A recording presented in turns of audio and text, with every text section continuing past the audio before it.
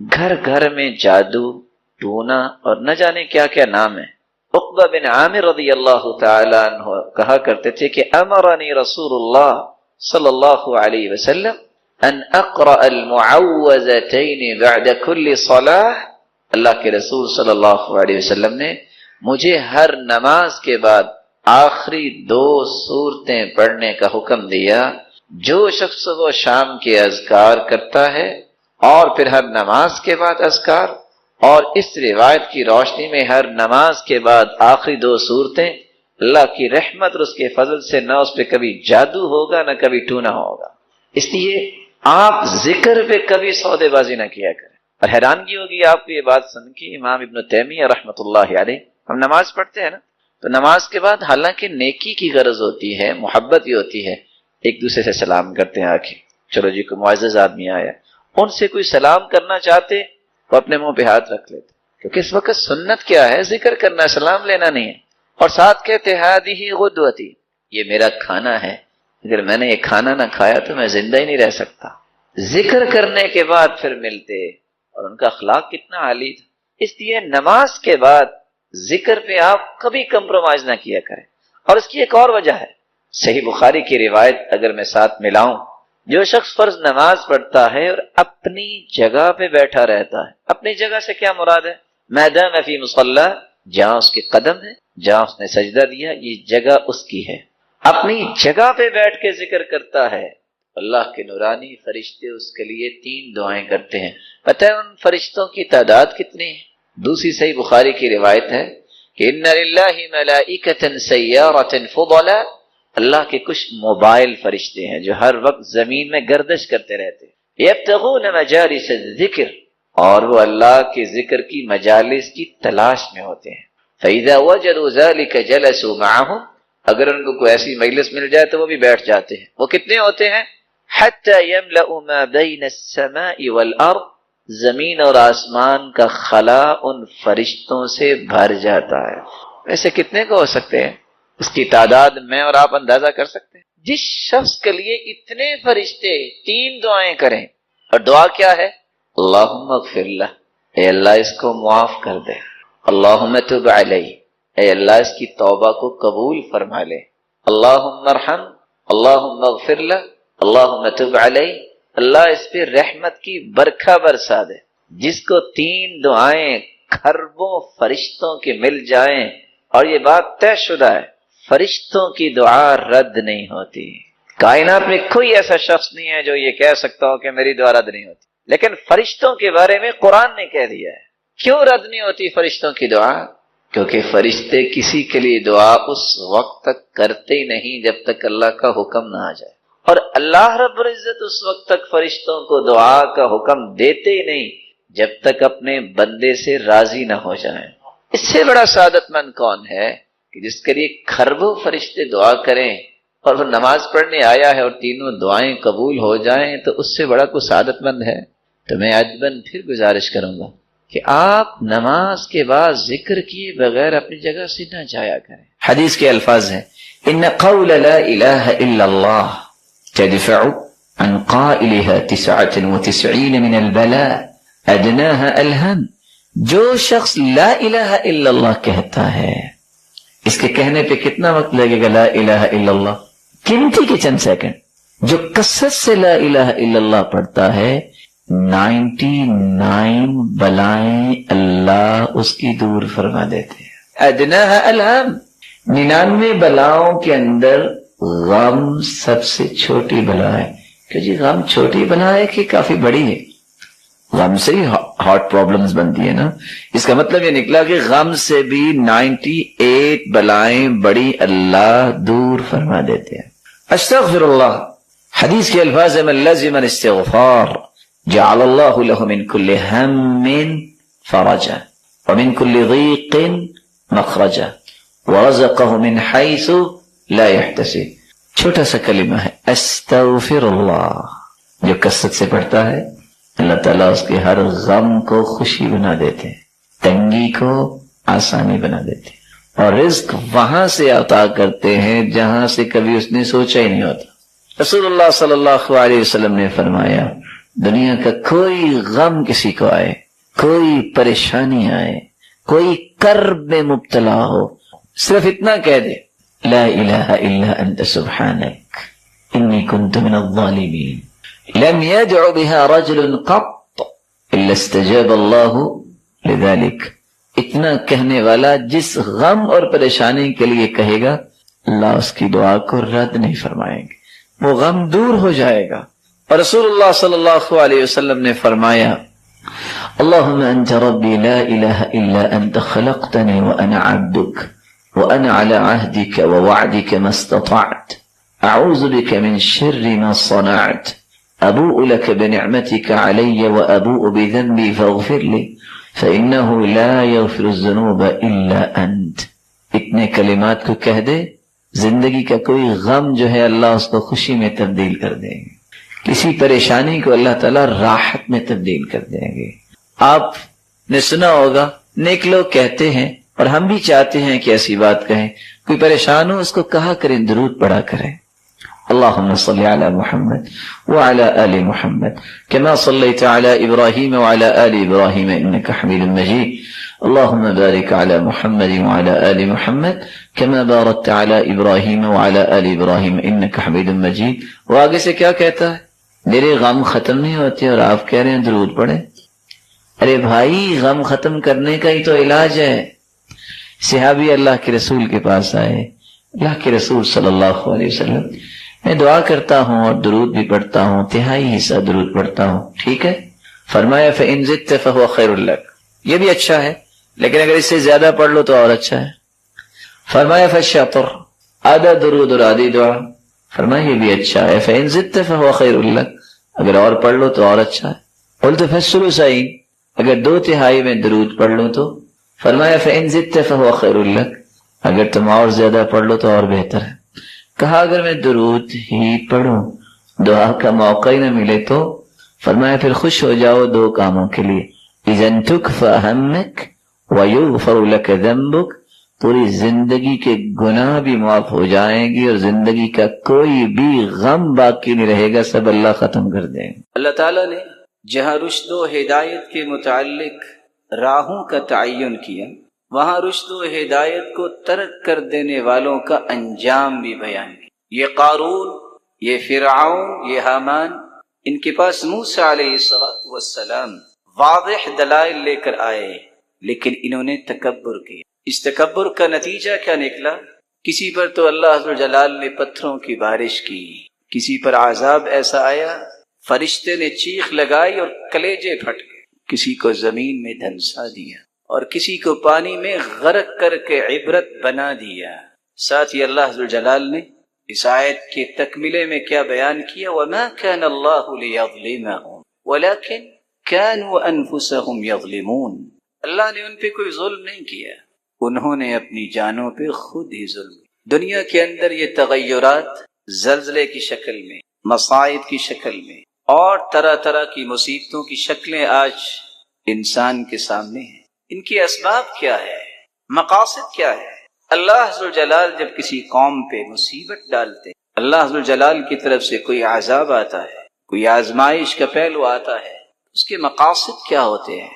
اور پھر یہ مالک الملک کا فیصلہ، اس کے اسباب کیا ہیں؟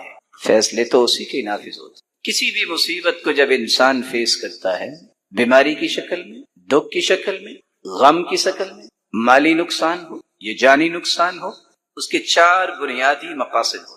اللہ عز و جلال تنبیہ بھی کرنا چاہتے ہیں اور اپنی مخلوق کی اصلاح بھی کرنا چاہتے ہیں. مقصود یہ ہوتا ہے کہ ان چیزوں کو دیکھ کے مخلوق پلٹ کے اپنے خالق کی طرف آ جائے، الرٹ ہو جائے کہ آج اگر ان کے ساتھ ہوا ہے تو کل کو تمہارے ساتھ بھی ہو سکتا. اسی بات کو اللہ عز و جلال نے بیان کیا ہے. ظہر الفساد فی البر والبحر بما کسبت ایدی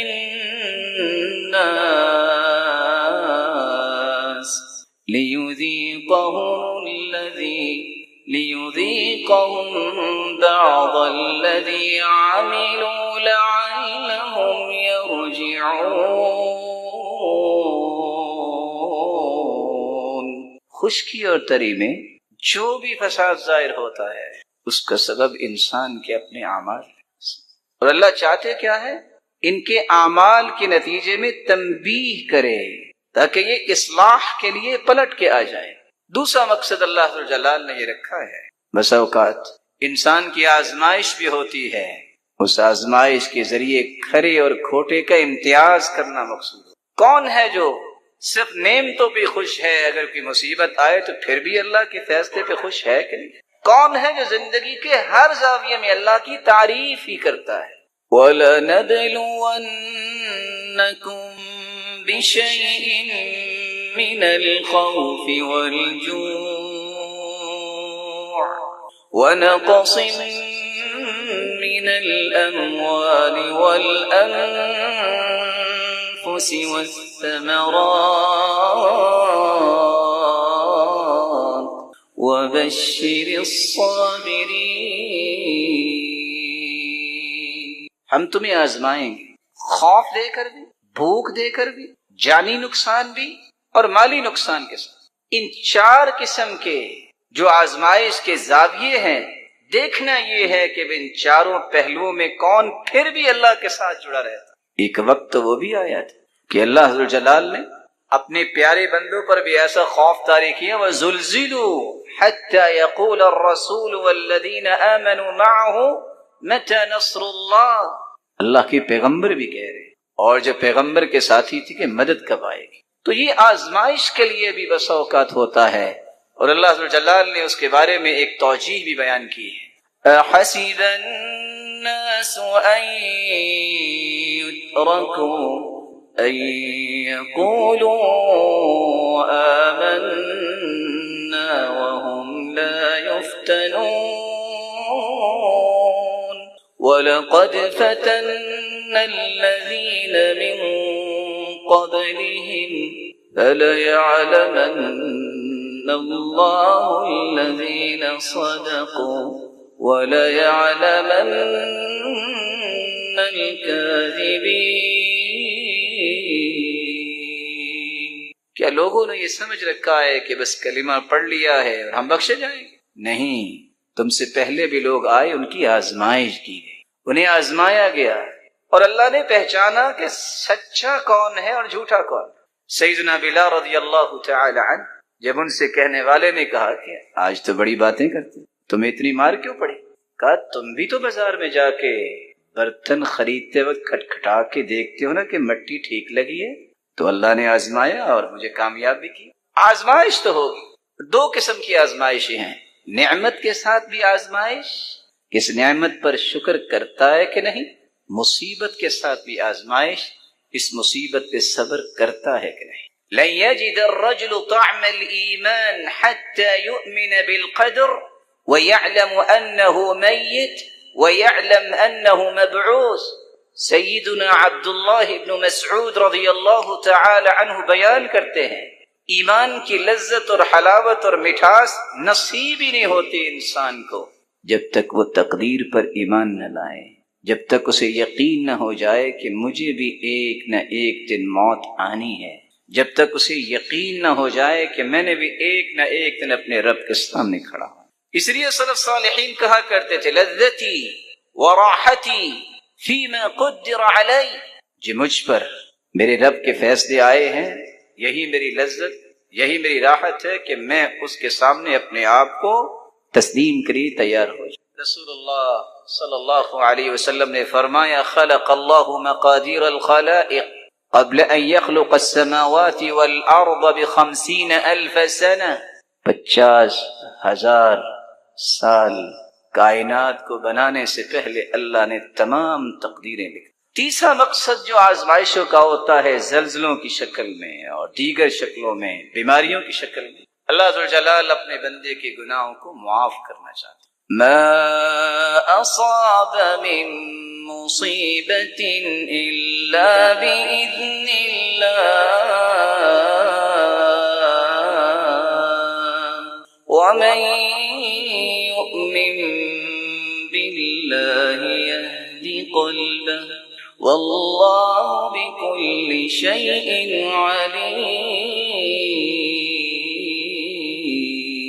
عليم۔ جو بھی مصیبت آئے گی اللہ کے حکم سے آئے. اور یہ حکم کیوں ہوگا؟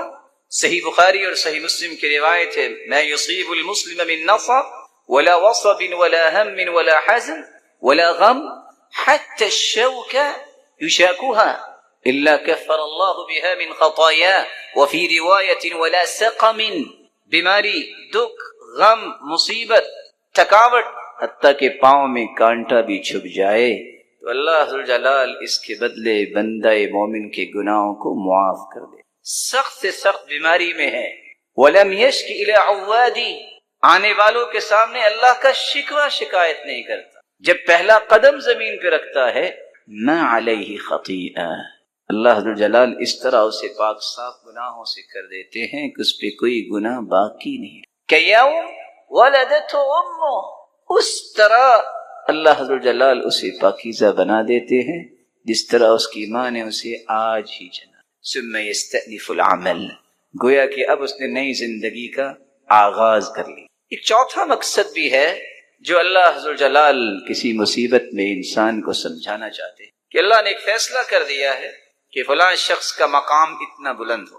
اس کے اعمال اسے سپورٹ نہیں کر رہے، تو مالک الملک اسے معمولی مصیبتوں میں ڈال کے اس مرحلے تک پہنچانا چاہتے ہیں. ما اصاب من مصیبت فی الارض ولا فی انفسکم الا فی کتاب من قبل ان نبرأها ان ذلك على اللہ یسیر. زمین میں تم کوئی مصیبت دیکھتے ہو یا اپنی ذات میں تو یاد رکھنا یہ اللہ نے لکھا.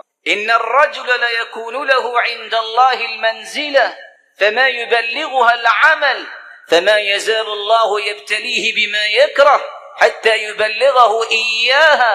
اللہ نے ایک مقام لکھ دیا ہے لیکن اس کے اعمال اسے سپورٹ نہیں کر رہے، تو اللہ معمولی آزمائشوں کے ذریعے اس کے اصل مقام اور بلندی پر پہنچانا چاہتے. فجر کی قسم اٹھائی تو کیوں اٹھائی؟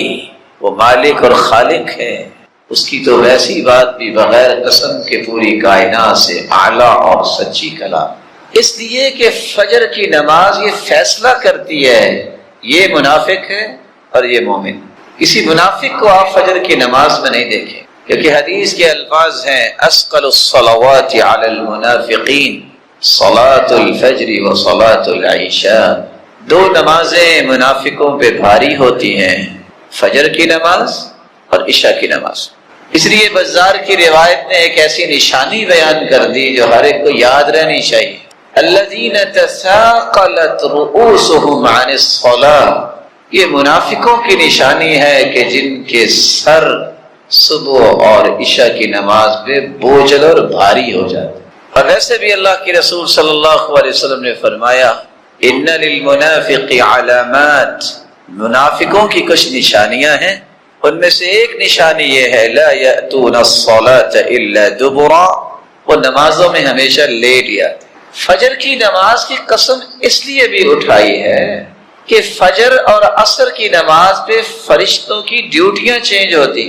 صبح کی نماز جب ہو رہی ہے فرشتے آ جاتے، اور رات جنہوں نے گزاری ہوتی ہے انسان کے ساتھ وہ واپس چلے جاتے. عصر کو یہ واپس جاتے ہیں، نئے فرشتے آ جاتے ہیں. جب فرشتے واپس جاتے ہیں تو اللہ ذوالجلال سوال کرتے ہیں اچھا یہ بتاؤ کہاں گئے تھے؟ حالانکہ اللہ کے علم میں. فرشتے کہتے ہیں من عند عباد لک فی الارض، اللہ زمین میں گئے تھے. کیف ترکتم عبادی، میرے بندوں کو کس حال میں چھوڑ کے آئے ہو؟ تو فرشتے جواب دیتے ہیں اتیناہم وہم یصلون وترکناہم وہم یصلون. اللہ جب تیرے بندوں کے پاس گئے تب بھی وہ نماز ہی پڑھ رہے تھے صبح کی، جب واپس آئے ہیں تو پھر بھی نماز ہی پڑھ رہے تھے. تو اللہ ذوالجلال فرماتے ہیں اچھا گواہ رہنا میں نے ان سب کو معاف کر دی. فجر کی نماز جس طرح یہ منافق پہ بھاری ہوتی ہے، مومن کے لیے انتہائی راحت کی نماز، خالی و ذہن، کوئی شور نہیں ہو رہا، کوئی کام دھندے کی فکر نہیں ہوتی.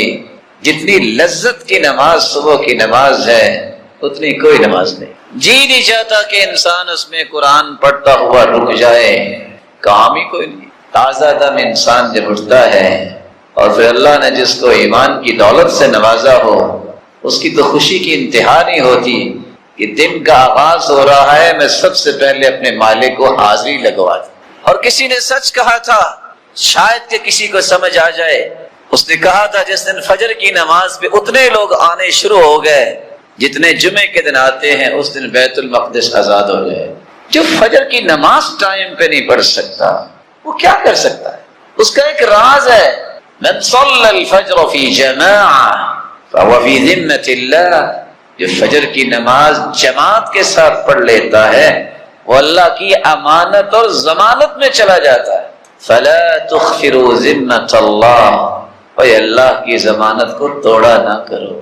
آج دنیا میں کسی کو اگر ضمانت مل جائے تو کتنا خوش ہوتا ہے، لیکن اس کے بھی 10 طریقے ہیں کہ ضمانت کے باوجود بھی اس کو ڈیٹین کروایا جا سکتا ہے۔ لیکن اللہ کی ضمانت میں جو چلا جائے، جو اللہ کی رحمت کے سائے میں چلا جائے، اسے کیا کوئی کر سکتا ہے؟ اس لیے اللہ کی ضمانت کو توڑا نہ کرو، فجر کی نماز با جماعت پڑھا۔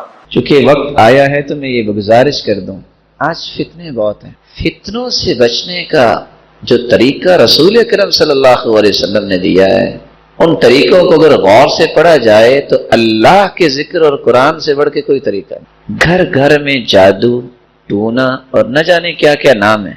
عقبہ بن عامر رضی اللہ تعالی عنہ کہا کرتے تھے کہ امرنی رسول اللہ صلی اللہ علیہ وسلم ان اقرأ المعوذتین بعد کل صلاة، اللہ کے رسول صلی اللہ علیہ وسلم نے مجھے ہر نماز کے بعد آخری 2 سورتیں پڑھنے کا حکم دیا۔ جو شخص صبح و شام کے اذکار کرتا ہے اور پھر ہر نماز کے بعد اذکار، اور اس روایت کی روشنی میں ہر نماز کے بعد آخری 2 سورتیں، اللہ کی رحمت اور اس کے فضل سے نہ اس پہ کبھی جادو ہوگا نہ کبھی ٹونا ہوگا۔ اس لیے آپ ذکر پہ کبھی سودے بازی نہ کیا کریں۔ اور حیرانگی ہوگی آپ کو یہ بات سن کے، امام ابن تیمیہ رحمۃ اللہ علیہ، ہم نماز پڑھتے ہیں نا، تو نماز کے بعد حالانکہ نیکی کی غرض ہوتی ہے، محبت ہی ہوتی ہے، ایک دوسرے سے سلام کرتے ہیں آکے، چلو جی کوئی معزز آدمی آیا، ان سے کوئی سلام کرنا چاہتے وہ اپنے منہ پہ ہاتھ رکھ لیتے، کیونکہ اس وقت سنت کیا ہے؟ ذکر کرنا، سلام لینا نہیں ہے۔ اور ساتھ کہتے ہادی غدوتی، یہ میرا کھانا ہے، اگر میں نے یہ کھانا نہ کھایا تو میں زندہ ہی نہیں رہ سکتا۔ ذکر کرنے کے بعد پھر ملتے، اور ان کا اخلاق کتنا عالی تھا۔ اس لیے نماز کے بعد ذکر پہ آپ کبھی کمپرومائز نہ کیا کریں۔ اور اس کی ایک اور وجہ ہے، صحیح بخاری کی روایت اگر میں ساتھ ملاؤں، جو شخص فرض نماز پڑھتا ہے اور اپنی جگہ پہ بیٹھا رہتا ہے، اپنی جگہ سے کیا مراد ہے؟ میدان فی مصلی، جہاں اس کے قدم ہے، جہاں اس نے سجدہ دیا، یہ جگہ اس کی ہے، اپنی جگہ پہ بیٹھ کے ذکر کرتا ہے، اللہ کے نورانی فرشتے اس کے لیے 3 دعائیں کرتے ہیں۔ پتہ ہے ان فرشتوں کی تعداد کتنی ہے؟ دوسری صحیح بخاری کی روایت ہے کہ ان للہ ملائکۃ سیارۃ فضلا، اللہ کے کچھ موبائل فرشتے ہیں جو ہر وقت زمین میں گردش کرتے رہتے ہیں، یبتغون مجالس الذکر، اور وہ اللہ کے ذکر کی مجالس کی تلاش میں ہو۔ فإذا وجدوا ذلك جلسوا معهم، اگر ان کو کوئی ایسی مجلس مل جائے تو وہ بھی بیٹھ جاتے ہیں۔ وہ کتنے ہوتے ہیں؟ حتى يملأ ما بين السماء والأرض، زمین اور آسمان کا خلا ان فرشتوں سے بھر جاتا ہے۔ ایسے کتنے کو ہو سکتے ہیں؟ اس کی تعداد میں اور آپ اندازہ کر سکتے۔ جس شخص کے لیے اتنے فرشتے 3 دعائیں کریں، اور دعا کیا ہے؟ اللہم اغفر لہ، اے اللہ اس کو معاف کر دے، اللہم تب علیہ، اے اللہ اس کی توبہ کو قبول فرما لے، اللہم ارحم، اللہم اغفر لہ، اللہم تب علیہ، اللہ اس پہ رحمت کی برکھا برسا دے۔ جس کو 3 دعائیں کھربوں فرشتوں کی مل جائیں، اور یہ بات طے شدہ ہے، فرشتوں کی دعا رد نہیں ہوتی۔ کائنات میں کوئی ایسا شخص نہیں ہے جو یہ کہہ سکتا ہو کہ میری دعا رد نہیں ہوتی، لیکن فرشتوں کے بارے میں قرآن نے کہہ دیا ہے۔ کیوں رد نہیں ہوتی فرشتوں کی دعا؟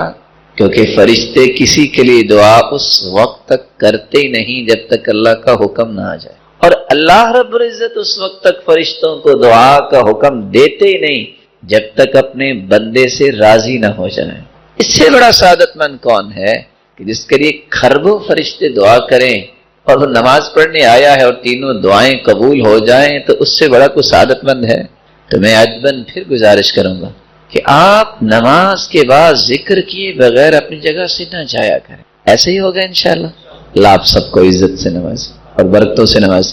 اللہ عز و جلال ہمیں توفیق سے نواز دے. رسول اللہ صلی اللہ علیہ وآلہ وسلم نے طریقہ بھی بتایا ہے کہ آپ تہجد کیسے پڑھیں. شاید کہ دہرانے سے ہمیں یاد آ جائے، آپ کو علم ہی ہوگا، لیکن چند آداب جو اللہ کے رسول نے بیان کیے ہیں. کیونکہ کچھ لوگ کہتے ہیں جی کوشش تو کرتا ہوں اٹھا ہی نہیں جاتا، کچھ لوگ کہتے ہیں جی اٹھ تو جاتا ہوں بس ہمت نہیں پڑتی. تو جی ایسا ہوتا ہے. کچھ لوگ کہتے ہیں بس گھنٹی لگائی تھی، الارم تو بجا لیکن بات نہیں بنی، بس اٹھ کے بیٹھتا ہوں پھر سو جاتا ہوں. دوسرا کہتا ہے وضو کر کے آیا تو جی چاہ جو تھوڑا سا سو جاؤں تو پتہ چلا کہ فرض نماز بھی گزر گئی. یہ مختلف سوالات بتاتے ہیں کہ اللہ کے رسول کا طریقہ ان کو آ جائے تو ان کے مسائل حل ہو سکتے ہیں. طریقہ کیا ہے؟ میرے ساتھ رہیں گے انشاءاللہ. کر دیں بیان. لگتا ہے تھک گئے. کوئی ہے میں اس کو دبا دوں میں تھکا ہوا ہے. آپ میرے ساتھ ہیں انشاءاللہ. اگر کوئی سچی تمنا رکھتا ہے کہ وہ تہجد پڑھے تو اس کے لیے پہلا کام یہ ہے کہ وہ رات کو سنت کے مطابق جلدی سو جائے. 4 لوگوں کو اجازت ہے، وہ اجازت وہ استعمال کر سکتے ہیں. علم والے لیٹ ہو سکتے ہیں. اللہ کے رسول صلی اللہ علیہ وسلم کے صحابہ بھی سیکھتے تھے، اور امام احمد بن حنبل وہ رات ساری ایک دوسرے سے علمی مذاکرہ کرتے رہے. اور سیدنا ابو ہریرہ رات کا ایک پورا حصہ صرف حدیثیں یاد کرنے میں گزارتے. اجازت. امت کے لیے اگر آپ نے کچھ سوچ بنانی ہے کہ امت کیسے بلند ہو سکتی ہے تو آپ لیٹ ہو سکتے ہیں. کیونکہ اللہ کے رسول بھی اور سیدنا ابوبکر بھی آپس میں مشورہ کرتے، رات لیٹ تک اور گئے تک یہ باتیں ہوتی. جائز. اگر آپ کے پاس کوئی مہمان آ گیا ہے تو اس کی خاطر تواضع کرنے کے لیے آپ لیٹ ہو سکتے ہیں کہ وہ آیا ہے، پریشان نہ ہو، اس کو کھانا کھلا کے اس کو لٹا کے آپ اسے من تطیب خاطر المرأة. اور چوتھی اجازت یہ ہے کہ زوجین جو ہے وہ لیٹ ہو سکتے ہیں. اگر آپ کے پاس یہ عذر نہیں تو آپ کو اگر سنت سے پیار ہے تو آپ کو جلدی سونا چاہیے. یہ پہلا طریقہ ہے جس سے آپ تہجد کے لیے تیار ہو سکتے ہیں. اور اس کے ساتھ ہی دوسرا طریقہ ملا لیجئے جو شاید کہ آپ کے لیے نیا ہو. حدیث میں آتا ہے قیلوا فإن الشیطان لا تقیل. قیلولہ کیا کرو، شیطان قیلولہ نہیں کرتا. قیلولہ کیا ہوتا ہے؟ ظہر سے پہلے کچھ دیر اپنے آپ کو ریلیکس کریں. ظہر کے بعد فیلولہ ہوتا ہے. اور آج کی سائنس بھی یہ بتاتی ہے کہ only 26 منٹ 26 منٹ اگر آپ اپنے آپ کو لٹا لیں تو اس سے آپ تہجد کے لیے اپنے آپ کو تیار کر سکتے. دوسرا کام، آپ نے جب سونا ہے تو سونے سے پہلے آپ باوضو ہو کے سو جائیے. تیسرا کام، اذکار کر کے سو جائیے. چوتھا کام، نیت بھی کر کے سوئیے. نیت کر لیں گے سوئے رہیں گے، تہجد پھر بھی لکھی جائے گی. آپ سوچ رہے ہوں گے کہ الارم کا نام نہیں لیا، کیونکہ صحابہ کے دور میں موبائل نہیں تھے، ٹائم پیس نہیں تھے. ان کا یہاں سے الارم جو ہے نا وہ ان کو اٹھاتا تھا، دل کے اندر تھا. ہاں کوشش کر دیکھیے الارم بھی لگا لیں، لیکن نیت کر کے سوئیے، دعا کر کے یا اللہ یہ لذت مجھے بھی عطا کر. آپ سو گئے. رسول اللہ صلی اللہ علیہ وآلہ وسلم کی سنت کے مطابق آپ اگر ذکر کر کے سوئے ہیں سورۃ الملک ضرور پڑھیے. یہ قبر کے عذاب سے انسان کو بچاتی. تو پہلا کام ہم نے کیا کہا؟ اکٹھے آگے چلے نا. پہلا کام کیا کرنا؟ دوسرا کام جی، تیسرا کام، چوتھا کام ذکر کر کے سونا ہے، اور پانچواں کام نیت کر کے سونا. آپ سو گئے. اگر اللہ نے آپ کی نیت کو پسند کر لیا کہ واقعتاً یہ مجھ سے ہم کلام ہونا چاہتا ہے، میرا مالک ضرور اٹھائے. دل کی جو کیفیت ہوتی ہے نا، فیصلے اس پہ ہوتے ہیں. اٹھنے کے بعد بھی فیل ہو جاتے ہیں، شیطان نہیں ان کو اٹھنے دیتا۔ آپ صلی اللہ علیہ وسلم نے چھٹا ایک کام کیا ہے کہ جب آپ صلی اللہ علیہ وسلم اٹھتے تو عبداللہ بن عباس کہتے ہیں استيقظ النبی فجعل يمسح النوم عن وجهه بيده۔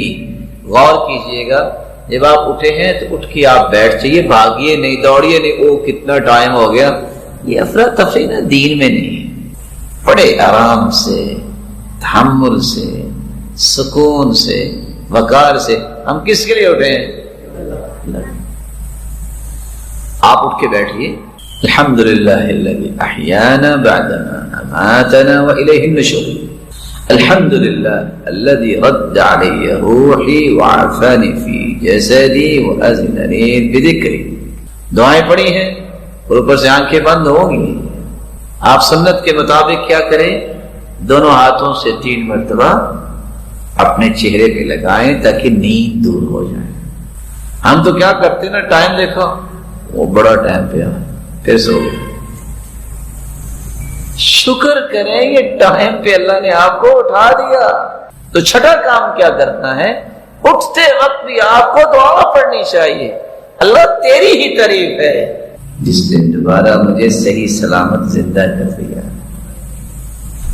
کیونکہ ہم رات سوتے ہوئے دعا پڑھتے ہیں اللہم بسمک، یہ نہیں کہتے ہم انام و استیقظ، میں اللہ کے نام پہ سوتا ہوں اٹھوں گا، اموت و احیا، میں اللہ کے نام پہ ہی مرتا ہوں اور زندہ کیا جاؤں گا۔ یہ غور کیجیے، نیند بھی جو ہے نا الموتۃ الصغریٰ، یہ چھوٹی موت ہوتی ہے۔ اللہ یتوفی الانفس حین موتها، اللہ جب کسی کو سلاتے ہیں اس کی روح کو قبض کر لیتے ہیں، چاہے تو واپس کر دے، چاہے تو واپس نہ دے۔ رسول اللہ صلی اللہ علیہ وآلہ وسلم کا طریقہ کہ وہ دعا پڑھتے اور اپنے چہرہ انور پہ ہاتھ پھیرتے اور سورۃ آل عمران کی آخری آیتیں پڑھتے۔ ان فی خلق السماوات والارض واختلاف اللیل والنہار لآیات لأولی الالباب۔ 10 آیتیں سورہ آل عمران کی وہ پڑھتے۔ 7واں کام، رسول اللہ صلی اللہ علیہ وسلم آدھا کام رات کرتے وقت اور آدھا اٹھ کے کرتے۔ رات سوتے وقت کیا کرتے؟ سیدہ عائشہ مومنوں کی ماں مسواک تیار کر کے تکیے کے پاس رکھ دیتی، کان لا ینام الا والسواک عند رأسه، اللہ کے رسول کبھی بھی نہیں سوئے، مسواک پہلے تیار پڑی ہوتی تھی۔ آج مسواک کی جگہ پہ ریموٹ پڑا ہوتا ہے، یا گلیکسی یا آئی فون پڑا